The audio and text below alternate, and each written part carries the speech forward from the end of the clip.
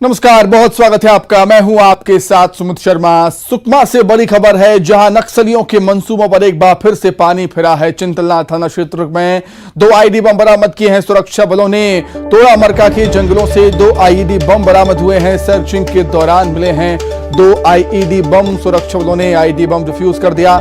जिला बल और कोबरा बटालियन की ये संयुक्त कार्रवाई है। जवानों को नुकसान पहुंचाने के लिए नक्सलियों ने आईईडी बम प्लांट किया था।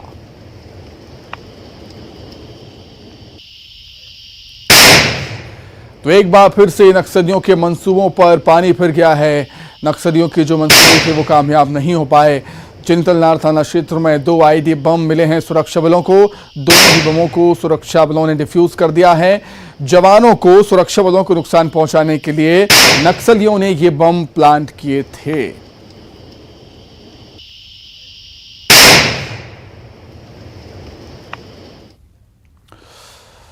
जांजगीर चांपा में लाखों की ठगी हुई है। वन विभाग में नौकरी लगवाने के नाम पर लाखों की ठगी हुई। फर्जी नियुक्ति आदेश जारी कर 36 लाख रुपए ठग लिए गए। 6 बेरोजगारों को ठगी का शिकार बनाया गया। ठगी करने वाला एक आरोपी गिरफ्तार हुआ है, एक फरार है। आरोपी के कब्जे से मोबाइल जब्त हुआ। जब्त मोबाइल में वन मंत्री के नाम का फर्जी लेटर पैड का इस्तेमाल किया गया है। अकलतरा थाना क्षेत्र के ग्राम कोटमी सोनार का ये पूरा मामला। वन मंत्री जी मोहम्मद अकबर जी के लेटर पैड से फर्जी रूप से 2 व्यक्तियों द्वारा हम लोगों को ठगी की जा रही थी, जिसमें हम लोग 6 लोग थे। और ये ठगी थी वन रक्षक की पद की, जिसमें हम लोगों को झांसे में अपना वो ले लिए रहते। चूँकि हम लोग जैसे ही उन लोग लेटर पैड भेजे, उस कंडीशन में हम लोगों को पता चला कि ये फर्जी है और हमारे द्वारा एफआईआर किया गया। एफआईआर करने के पश्चात पुलिस द्वारा त्वरित कार्रवाई की गई। कार्रवाई कर एक आरोपी को पकड़ा गया है। मामले की जब तफ्तीश की गई तो ये इनका एक गिरोह है जो इस क्षेत्र में वन क्षेत्र रक्षक के पदों पर भर्ती के लिए नौकरी लगाने के झांसा देकर लोगों से पैसा की मांग कर रहे थे। उस लेटर हेड को भी जब्ती की गई है और व्हाट्सएप में जो नियुक्ति आदेश दी गए तो वो भी फर्जी पाया गया है। उस पर भी विधिवत उसको जब्ती की गई है और मामले की और सूक्ष्मता से जांच की जा रही है कि जो अन्य आरोपी होंगे उनको भी विरुद्ध कार्रवाई की जाएंगे। अभी प्रारंभिक दृष्टिकोण में अभी 6 प्रार्थी हैं जिन्होंने ये इस संबंध में उन्होंने शिकायत की थी और लोगों से भी जांच की जा रही है। मैं आम सभी लोगों से भी यही अपील करना चाहूँगा जांजगीर पुलिस की तरफ से कि इस प्रकार के किसी भी प्रकार के नौकरी के जो दावा करते हैं इनसे दूर रहिए। तो सुना आपने, पुलिस भी अपील कर रही है कि जो भी इस प्रकार की नौकरी लगवाने का दावा कर रहे हैं, आपको भरोसा दे रहे हैं, उनसे दूर रहिए, क्योंकि ये एक गिरोह के तौर पर काम करते हैं जो आपको कभी भी ठग लेंगे। जांजगीर चांपा में कुछ ऐसा ही हुआ है। लाखों की ठगी हो गई है। वन विभाग में नौकरी लगवाने के नाम पर फर्जी नियुक्ति आदेश जारी कर 36 लाख रुपए की ठगी इन्होंने की है। 6 बेरोजगारों को ठगी का शिकार बनाया। और गंभीर बात तो यह है कि ये जो ठग गिरोह है, वन मंत्री के नाम का फर्जी लेटर पैड का इस्तेमाल करते थे ताकि लोगों को अपने भरोसे में ले सकें, बेरोजगार युवाओं को अपने भरोसे में ले सकें। 6 बेरोजगार युवा इनके भरोसे में आए, इनका शिकार बने और 6 बेरोजगार युवाओं से इन्होंने 36 लाख रुपए ठग लिए हैं। हालांकि एक आरोपी गिरफ्तार कर लिया गया, एक फरार है जिसकी तलाश कर रही है पुलिस। और पकड़े गए आरोपी के कब्जे से मोबाइल जब्त हुआ है। जब्त मोबाइल में वन मंत्री के नाम का फर्जी लेटर पैड का इस्तेमाल किया गया था।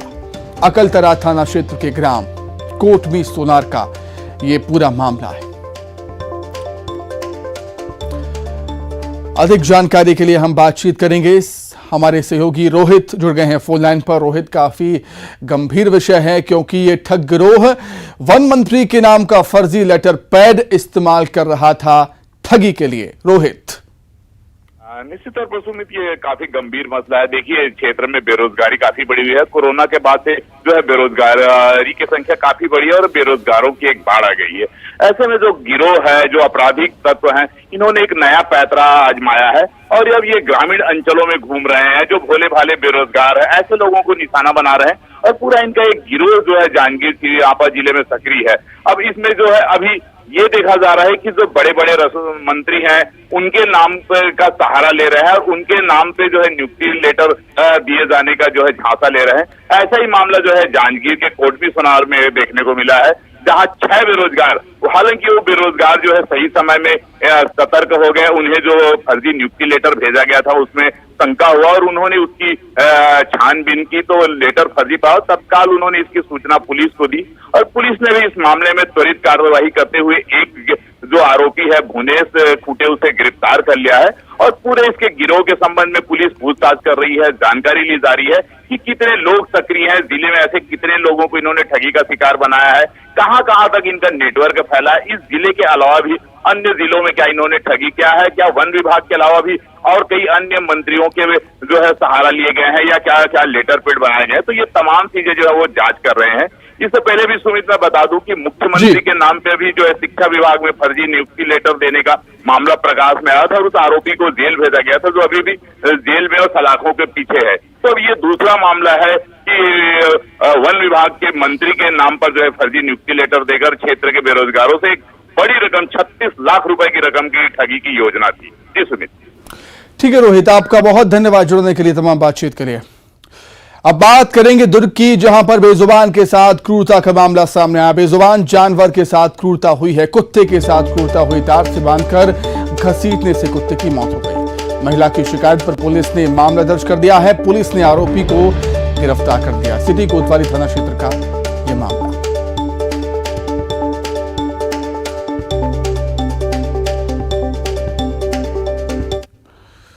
अपार्टमेंट्स के गार्ड द्वारा कुत्ते को खींच कर ले जाने की बात सामने आई, जिसमें कुत्ते की मौत भी हो गई। जैसे ही थाने में इसकी सूचना आई, आईपीसी की धारा 429 और एनिमल क्रूएल्टी धारा 11 के तहत त्वरित कार्रवाई की गई। इसमें जो एक्यूज्ड है उसको तुरंत गिरफ्तार किया गया, नोटिस देकर उसको माननीय पेश किया जा रहा है।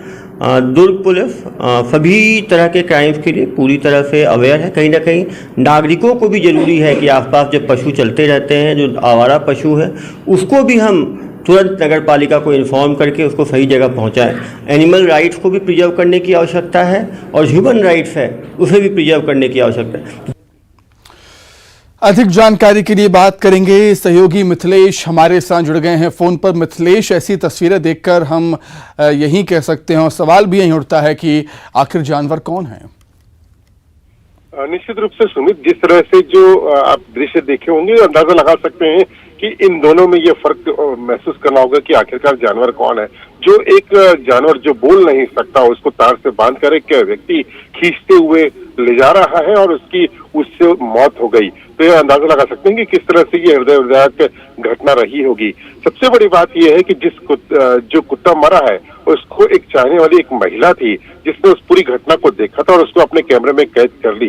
वो चाहते हुए भी कुछ नहीं कर पाई थी। इसकी पूरे मामले की शिकायत उसने अपार्टमेंट में रहने वाली महिला ने जो है पुलिस से की थी। उसके बाद में पुलिस ने इस मामले को गंभीरता से लेते हुए पशु क्रूरता अधिनियम के तहत कार्रवाई की और आरोपी को गिरफ्तार कर लिया। लेकिन लोगों को ये जागरूक होना पड़ेगा कि देखिए, पशु भी हमारे एक समाज का एक कहीं न कहीं हिस्सा है, तो उनके कम से कम इस तरह से ज्यादती ना करें। यदि कोई परेशानी है तो नगर निगम को सूचित करें, नगर निगम वाले आएंगे और उसको उठा के ले जाएंगे। लेकिन इस तरह की ज्यादती करना निस्संदेह कहीं न कहीं स्वयं को ये दर्शाता है कि आप किस प्रवृत्ति के हैं, किस तरह के आप व्यक्ति हैं। तो एक ये बड़ी घटना है। इसके पहले भी एक घटना आई थी, तो उसमें भी ठीक ऐसे ही कुछ हुआ था। उसमें भी आरोपी के खिलाफ में कार्रवाई की गई है। ठीक उसके कुछ दिन बाद में अभी एक फिर घटना आई है। जी ठीक है मिथिलेश, शुक्रिया आपका बातचीत के लिए। अब पशु क्रूरता की एक और तस्वीर आपको हम दिखाते हैं जो आई है कोरबा जिले से, जहां कुसमुंडा क्षेत्र में बेजुबान मवेशियों को चाकू मारकर घायल कर दिया गया। एक माह में दर्जन भर मवेशियों को निशाना बनाया गया है। इस घटना को लेकर स्थानीय लोगों में भारी आक्रोश है। मवेशियों की पीठ और पेट में चाकू घोंपकर छोड़ दिया जा रहा है। इस तरह की घटना को लेकर गौ सेवा से जुड़े लोगों ने थाने में शिकायत दर्ज कराई और आरोपियों के खिलाफ कार्रवाई की मांग की।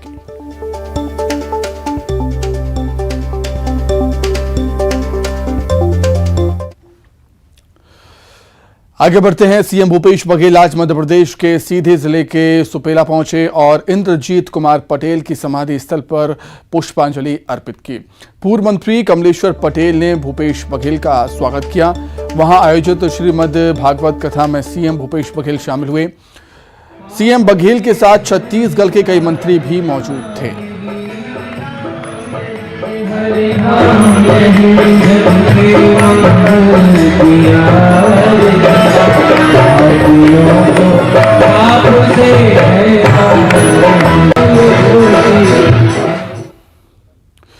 अंबिकापुर में नए बने मां महामाया एयरपोर्ट का सीएम भूपेश बघेल ने निरीक्षण किया। रिकॉर्ड समय में एयर स्ट्रिप बनाने के लिए सीएम भूपेश बघेल ने अधिकारियों की तारीफ की। उन्होंने अंबिकापुर से रायपुर, बिलासपुर, बनारस, दिल्ली के लिए कनेक्टिंग फ्लाइट शुरू करने के लिए डीजीसीए के अधिकारियों से बात करने की बात कही है।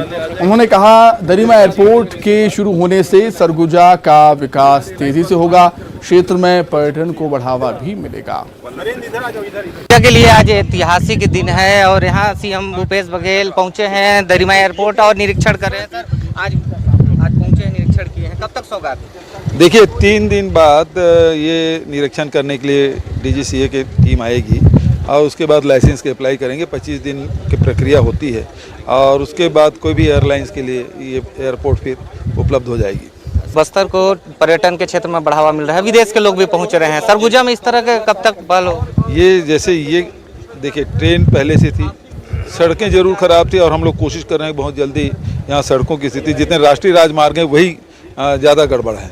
तो सड़क मार्ग हो गया, रेल मार्ग हो गया, अब ये हवाई मार्ग से भी हम सरगुजा जुड़ जाएगा। तो निश्चित रूप से चूँकि ये प्राकृतिक रूप से बहुत खूबसूरत जगह है, पूरा सरगुजा संभाग, चाहे आप नदी कहें ना, पेड़ पौधे कहें या फिर पार्ट की एक बात करें, बहुत खूबसूरत जगह। किसी भी सीजन में आएंगे यहाँ खूबसूरती लोगों को आकर्षित करेगी और ये एरिया लोगों के लिए अछूता रहा है। तो मैं समझता हूँ कि सरगुजा, जसपुर, कोरिया, ये इलाका देश के जो पर्यटक हैं उसको अपने ओर आकर्षित करेंगे। सर मेरे 2 सवाल और हैं। एक सवाल ये है कि सरगुजा संभाग में 14 विधानसभा सीट में भाजपा का सुपड़ा साफ हो गया, इस बार चुनाव होगा तो क्या लगता है फिर से रिपीट करेंगे? हमारा लक्ष्य यही है कि हम पुराने जो 68 सीट जीते थे, उपचुनाव हुए थे 71 हो गए विधानसभा में, अब 71 के रिकॉर्ड को हमको मेंटेन करना है। नंद कुमार साहब अभी कांग्रेस में शामिल हो गए हैं, सांसद रहे हैं। सरगुजा के आदिवासी वोटर्स में कितना प्रभाव पड़ेगा? निश्चित रूप से पूरा उसका व्यापक असर होगा पूरे प्रदेश में। ये थे सीएम भूपेश बघेल जिन्होंने साफ तौर पे कहा है कि पर्यटन के क्षेत्र में सरगुजा को भी बढ़ावा मिलेगा। मैं श्रवण कुमार महंत, न्यूज़ 18 छत्तीसगढ़, अंबिकापुर। छत्तीसगढ़ में बजरंग बली पर सियासत जारी है। सीएम भूपेश बघेल ने कहा कि बजरंग बली की जय बोलने में कोई तकलीफ नहीं है। उन्होंने बीजेपी पर निशाना साधते हुए कहा कि 15 सालों में बीजेपी ने कभी रामायण का पाठ तक नहीं करवाया, बीजेपी ने कभी कौशल्या मंदिर नहीं बनवाया, लेकिन हम रामायण भी करवा रहे हैं। रामायण मंडली को 5000 भी दे रहे हैं। बजरंग बली हमारे आराध्य हैं, लेकिन बीजेपी करप्ट लोगों की पार्टी बन गई है। सीएम के बयान पर पूर्व नेता प्रतिपक्ष धर्मलाल कौशिक ने पलटवार भी किया है। बजरंग बली बोलने में किसी कोई तकलीफ नहीं। तो छत्तीसगढ़ में रामायण कराते हैं, 15 साल इनके राज हुआ, कभी कराए? कभी कौशल्या माता का मंदिर बनवाए, जीर्णोद्धार कराए? सूर्य नारायण के राज्य में राम की मूर्ति किसने स्थापना की? और पूरे राज्य में हम न केवल रामायण करा रहे हैं, बल्कि जो रामायण समिति है उसको भी 5000 रुपया हम लोग सम्मान निधि दे रहे हैं। तो ये दोनों को एक न करें। बजरंग बली जी, हनुमान जी अलग हैं, वो हम सब के आराध्य हैं। चल प्रदेश में आग लगी है, 12 में से 8 जिला में देखती गोली मारने का आदेश है। डबल इंजन की सरकार है वहाँ, उसके बारे में क्यों नहीं बोल रहे हैं? तो जो खुद के बारे में बताएं, अपनी पार्टी के बारे में बताएं। करप्ट लोगों की पार्टी बन गई भारतीय जनता पार्टी। जब नेहरू जी पहली बार प्रधानमंत्री बने और उसके बाद में सेना के लिए जीप की खरीदी हुई, तो जीप की खरीदी में जो घोटाला हुआ, तो आप समझिए कि पहले मंत्रिमंडल बना और उसके बाद में जीप की खरीदी में घोटाला हुआ। और अनवरत रूप से कांग्रेस के बारे में ये कहूं कि नख से सिर तक यदि हम बात करें तो उनके घोटाला ही घोटाला उजागर हुए हैं। 2014 के चुनाव में जो मुख्य मुद्दा था वो भ्रष्टाचार ही था, और आज भी जिस प्रकार से यहाँ पर सरकार चल रही है, भ्रष्टाचार की पराकाष्ठा है जो आपके सामने में सब दिखाई दे रहे हैं। रायपुर पहुंचे महाराष्ट्र के राज्यपाल रमेश बैस ने बयान दिया है राज्यपाल के अधिकार की समीक्षा को लेकर। रमेश बैस का कहना है कि सरकार की अपेक्षा दूसरी होती है। संविधान में कहीं नहीं लिखा है तय सीमा में बिल पर हस्ताक्षर हो, लेकिन कुछ राज्यों में सरकार और राज्यपाल के बीच टकराव हो रहा है। संविधान कहेगा उसके अनुसार राज्यपाल को चलना होता है, लेकिन कोई दबाव में आकर कोई जल्दबाजी करने का कहे तो अनुचित है। संविधान में कोई ऐसा समय सीमा नहीं है कि राज्यपाल के पास कोई बिल भेजा जाए तो इतने समय के अंदर करना चाहिए, ऐसा संविधान में नहीं है। लेकिन कई राज्यों में हम देख रहे हैं कि राज्यपाल और सरकार के बीच में टकराव हो रहा है, और टकराव के कारण जो काम समय में होना चाहिए उसमें काफी विलंब हो रहा है। मेरा मानना है कि जब राज्यपाल संविधान से बंधा है तो संवैधानिक स्थिति को देखते हुए ही निर्णय लेगा। दुर्ग से बड़ी खबर है, जहां ट्रक और मिनी बस में भीषण टक्कर हुई है और बस में सवार 6 यात्री घायल हो गए। घायलों को अस्पताल भेजा गया है उपचार के लिए। दुर्ग राजनाथ गांव के बीच सोमनी में यह हादसा हुआ। अस्पताल की तस्वीरें जब घायलों को अस्पताल लाया गया इलाज के लिए। ट्रक और मिनी बस की टक्कर में 6 यात्री घायल हुए।